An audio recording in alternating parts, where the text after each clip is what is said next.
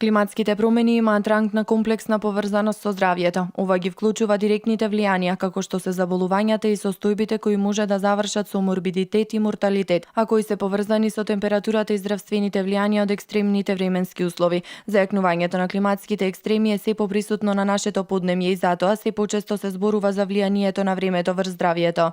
Каде што ниски високи температури влијае на крвниот притисок, поточно на кардиоваскуларните заболувања, на респираторните заболувања, појавата на влошување на симптомите на астма, како и алергискиот ринит.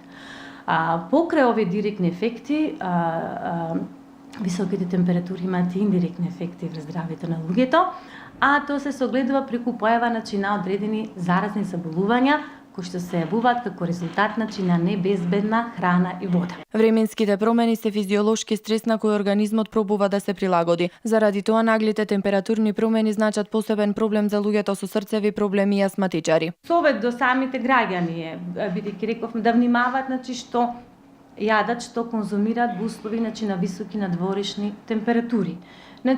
Чување на лесно расипливата храна во разладни уреди во фрижидери. Редовно миење на рацете пред секој контакт на храната.